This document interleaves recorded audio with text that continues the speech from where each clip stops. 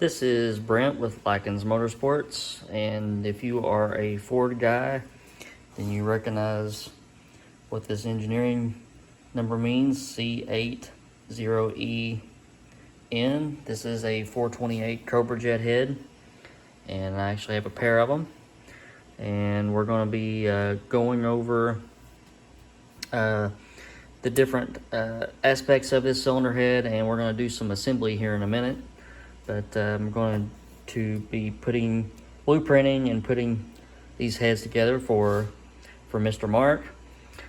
And these heads, he dropped these off, and they were in really good shape. We thought about doing a steel brake just to get everything back to perfect cast finish, but they had already been surfaced and surfaced on the decks and surfaced on the exhaust flange. So everything looks really nice. Plus they had some inserts for rocker stand studs and some inserts that have been repaired on the ears of the exhaust flanges, so we decided just not to do that. Otherwise it would have cost a lot more money to go back over and refinish all this stuff. So what we did do was install some bronze valve guides and do a valve job, and we're going to fit it with some stainless valves. These are from Lykins Motorsports. These are actually LS valves, but they work for the FE, Ford FE. They are actually 5/16 stem, so they're really light.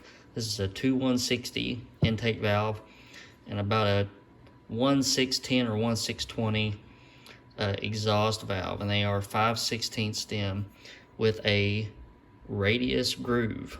So pretty high quality parts, and I always like to use as light valves as I can, especially on FEs, because the valves end up being so heavy, and especially when you're dealing with hydraulic rollers, you want everything to be light on the valve train side.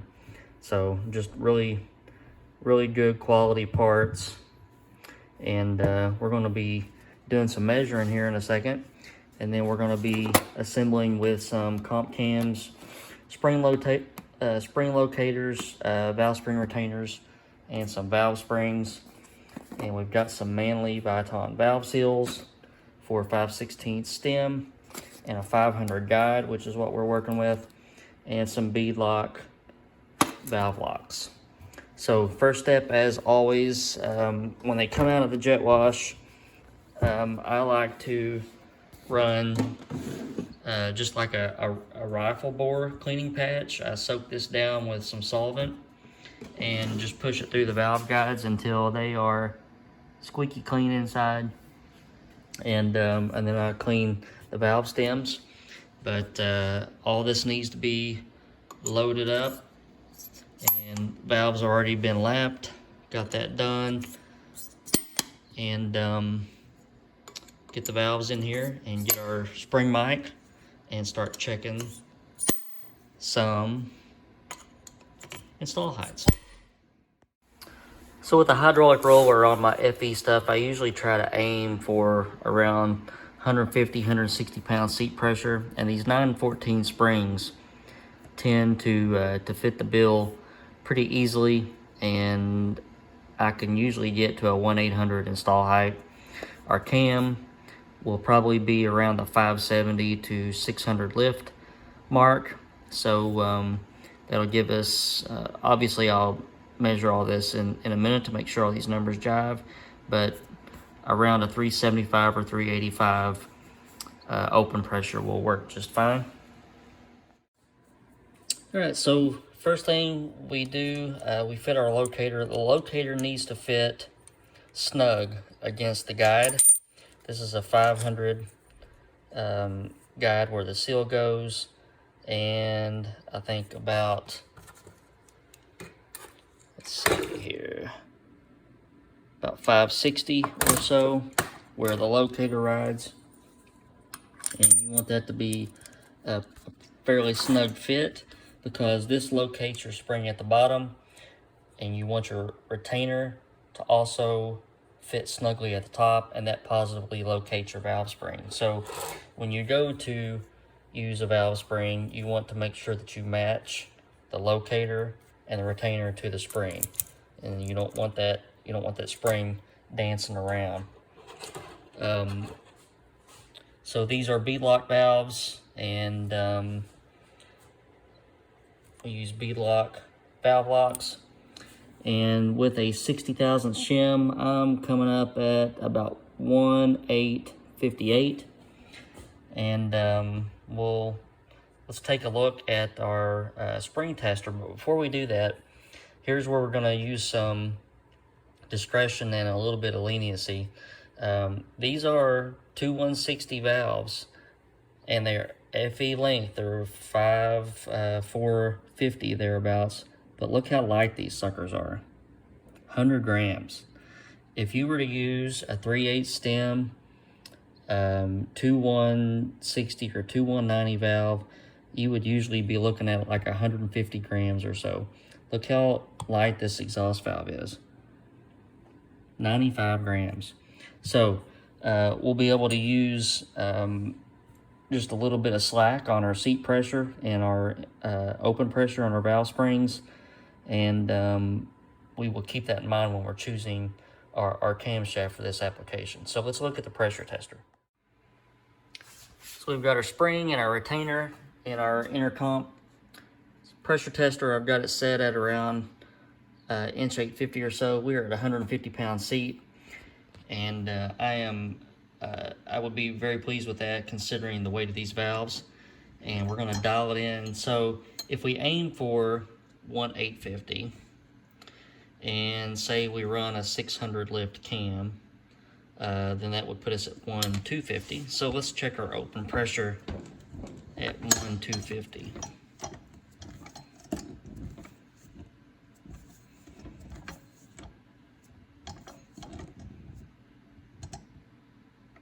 Close enough. So about 370 pounds. That's right in that spec.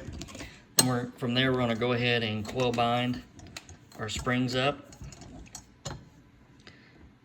So at about 1.65 inch, all of our coils are bound up, and that would give us we could actually run probably a 630 lift or so cam with this. There's a lot of hydraulic roller lobes that I like to use that are around 630 lifts, so I'll probably be choosing from that selection, which would put our open height at about 1.220 instead. That doesn't do a whole lot to our spring pressure. But inch 065 and 1.220, that's about 50 thousandths coil bind clearance, which is fine for a lower RPM engine. So I am satisfied on where these spring pressures are setting with us, and we're going to go ahead and check the rest of our install heights. Okay, so we took some time and went through and equalized all of our install heights: 1.855, 1.854, 50, 57, 56. So I got these all pretty close. Turns out the exhausts all needed a 60,000 shim. All the intakes needed a 45 thousandths worth of shim. So that's done, and this is a step that just takes a little bit longer, but if you're going to do something, you try to do it with the best of your ability or the best of your knowledge at that time, and that's just my goal, to get everything as dialed in closely as I can.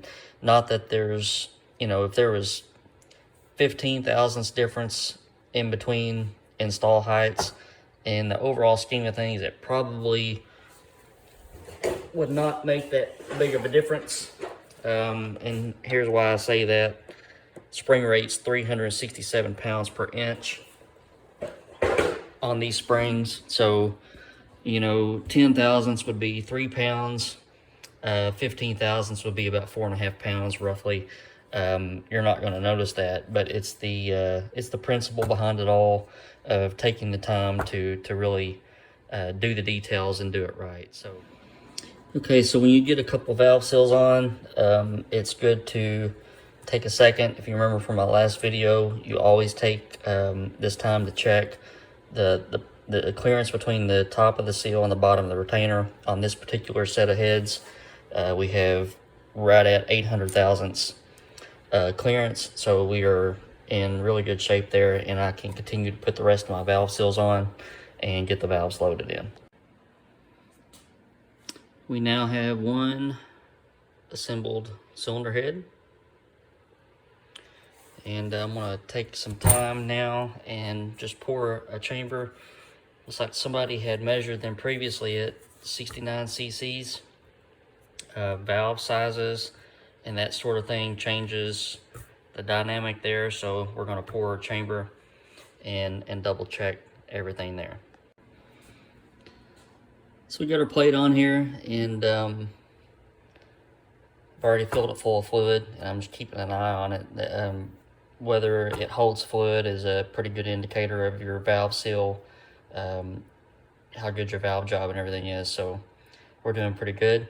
Here is the difference, 74.0 cc's. So I don't know where that came from, but it's about 5 cc's off. 69 cc's is pretty small for a Cobra jet head. This is typically what I'm used to seeing, 72, 74 cc's. The valves are a little bit deeper in the seats than probably what they were, 50 years ago or so. But that's okay. It's better than, I'd rather have them sunk just a little bit than having to put all new seats in. I generally don't like to do that. And this won't hinder performance in the least bit. So 74 cc's, and the reason, so I do this for a couple different reasons. The first reason is to just check valve job and seal from the valve head to the seat of the head. But also, this is pretty necessary for somebody that's putting an engine together, needing to know what size pistons to use. This is very critical in camshaft selection, and that was one of the reasons why we did this, because Mr. Mark is going to be ordering a hydraulic roller for this, and combined with whatever pistons that he's running and how far they are in the block, how far down from zero deck height, that's very important in the calculation of what camshaft to use. So with that being said, that's where we are, 74 cc's. I'll check the other head when I'm done with it. But just stepping back and looking, very nice set of heads. Typically, a stock Cobra jet head with factory valves will flow about 240-ish CFM on a flow bench. Good valves with thinner stems, smaller diameter stems, and good valve jobs and that sort of thing, I usually see around 255, 257, something like that on the intake side. So really nice performing factory heads from 1968, 1969, and the good valves really help that out. So I'm going to get the other head put together, and then we will conclude the video. Okay, so this is our other head, and the install heights are pretty much the same as the other head, but it didn't take the same shims to get there, and that's pretty typical. So you have to remember, this is a head that's was cast and machined way before CNC machines were even thought about, and you're going to have variations in your spring heights or your spring pad heights and that sort of thing. So don't be surprised when you may have to drop a 15,000th shim out when you use one on the other head or whatever. But we're in the same process here.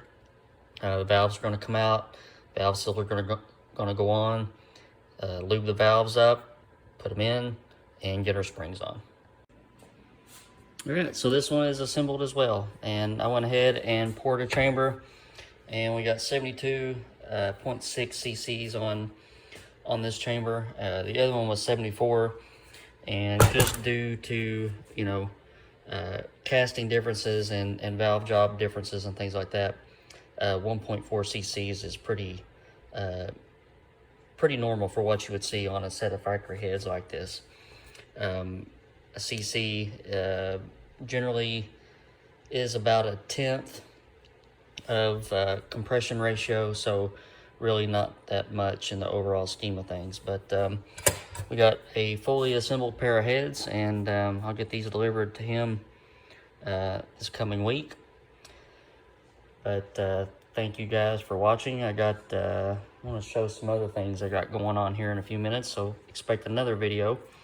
But want to thank you for watching, and as always, please hit that subscribe button, and all the thumbs up and comments and all that stuff helps everybody out, so please continue to do that.